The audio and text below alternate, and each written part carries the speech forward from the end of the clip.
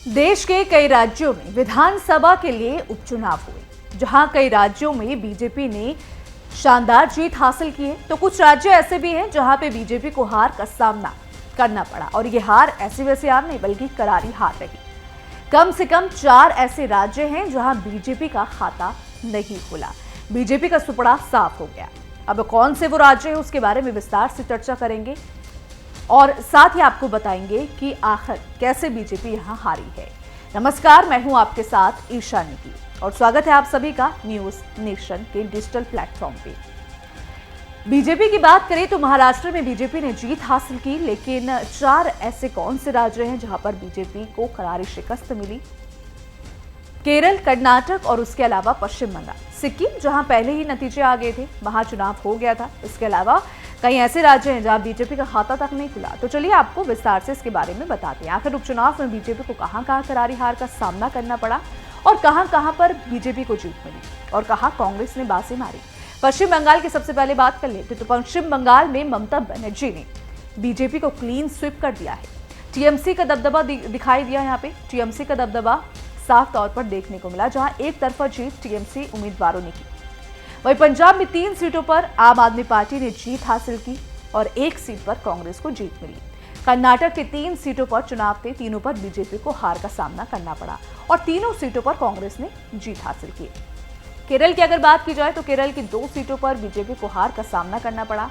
तो चलिए आपको विस्तार से सबसे पहले पश्चिम बंगाल की बात बताते हैं, जहां बीजेपी का सुपड़ा साफ हुआ। सबसे पहले बात करते हैं सिताई विधानसभा सीट की, जहां टीएमसी की संगीता रॉय ने जीत हासिल की। वहीं मदारीहाट में भी टीएमसी के जयप्रकाश ने जीत हासिल की। टीएमसी के हरोवा में शेख रबल ने भी जीत हासिल की और इन सारे उम्मीदवारों ने बड़े अंतर से जीत हासिल की। मंदीपुर में सुजॉय ने भी जीत हासिल की।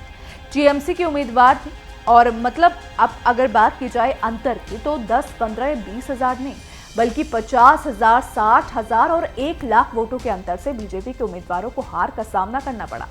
और उपचुनाव के नतीजों से साफ हो गया है कि पश्चिम बंगाल में ममता बनर्जी का जो दबदबा है और टीएमसी का जो वर्चस्व है, अभी बीजेपी की टक्कर में नहीं दिख रहा है। पश्चिम बंगाल में बीजेपी फाइट भी नहीं कर पाई। और इन 4 राज्यों की अगर बात की जाए तो अब बंगाल के बाद चलते हैं पंजाब में, जहां की 4 सीटों पर उपचुनाव थे। बीजेपी ने पूरी जान यहां पे लगाई, लेकिन जीत हासिल नहीं हुई। सबसे पहले बात डेरा बाबा नानक विधानसभा सीट की, जहां गुरदीप सिंह ने जीत हासिल की। आम आदमी पार्टी के उम्मीदवार थे, इन्होंने बड़े अंतर से जीत हासिल की है। इसके अलावा चब्बेवाल से अगर बात की जाए तो यहां से डॉक्टर इशांक ने जीत हासिल की। आम आदमी पार्टी के ही उम्मीदवार हैं। गिदड़बाहा सीट से भी अगर बात की जाए तो आम आदमी पार्टी के हरदीप ने जीत यहां पे हासिल की है। बरनाला की बात करें तो यहाँ कांग्रेस को जीत हासिल हुई। यहाँ आम आदमी पार्टी दूसरे नंबर पर रही। तो पंजाब में भी 4 में से देखिए 3 सीटों पर आपकी जीत हुई है, आपको जीत मिली और 1 पर कांग्रेस को जीत मिली। यहां भी आप देख सकते हैं किस तरीके से बीजेपी का खाता खुला ही नहीं। इसके बाद अब चलते हैं कर्नाटक, एक बेहद ही महत्वपूर्ण राज्य जहां मौजूदा समय में कांग्रेस की सरकार है।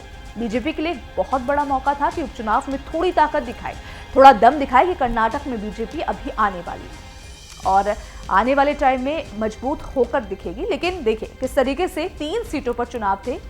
शिगांव में कांग्रेस ने जीत हासिल की। वही संदूर की बात करें तो यहाँ भी कांग्रेस की अन्नपूर्णा जीत यहाँ पे उनकी हुई है। कर्नाटक के चन्नापटना की बात करें तो कांग्रेस के योगेश्वरा ने जीत यहाँ से हासिल की। तो इन तीनों सीटों पर यहाँ बीजेपी को हार का सामना करना पड़ा और कांग्रेस के उम्मीदवारों ने जीत हासिल की है। अब इसके अलावा कई और राज्य थे जहां उपचुनाव थे, उनमें उत्तर प्रदेश, मध्य प्रदेश, राजस्थान और भी तमाम ऐसे राज्य थे, मेघालय और असम, इन राज्यों में भी उपचुनाव थे। और कई जगहों पर बीजेपी, केरल में भी बीजेपी 2 सीटों पर हार गए। 2 की 2 पर चुनाव थे और दोनों में भारतीय जनता पार्टी को यहाँ पे हार का सामना करना पड़ा। तो आप देख सकते हैं कि बीजेपी को इन तमाम राज्यों में हार का सामना करना पड़ा। लेकिन अगर बात यहाँ पे की जाए महाराष्ट्र की और साथ ही यहाँ पे बात की जाए यूपी उपचुनाव की, तो यूपी उपचुनाव की 9 सीटों पर 7 सीटों में बीजेपी ने जीत हासिल की है। तो वहीं 2 सीटों पर सपा का कब्जा रहा। वहीं अगर बात की जाए महाराष्ट्र की तो महाराष्ट्र में भी विधानसभा चुनाव थे जिनमें बीजेपी ने शानदार जीत हासिल की। लेकिन अगर झारखंड की बात की जाए तो झारखंड में बीजेपी को शिकस्त देखने को मिली। तो फिलहाल इस प्रदर्शन को लेकर बीजेपी के, इसको लेकर आप क्या सोचते हैं, आपकी क्या राय है, कमेंट सेक्शन में आप जरूर बताइएगा। वीडियो पसंद आए तो वीडियो को लाइक और शेयर करना बिल्कुल भी मत भूलिएगा। साथ ही हमारे चैनल को सब्सक्राइब कर लें, बेल आइकन को प्रेस कर लें ताकि हर एक अपडेट सबसे पहले आप तक पहुंच सके। धन्यवाद। न्यूज नेशन अब व्हाट्सएप पर खबरों के ताजा अपडेट के लिए न्यूज नेशन के इस QR कोड को स्कैन करें।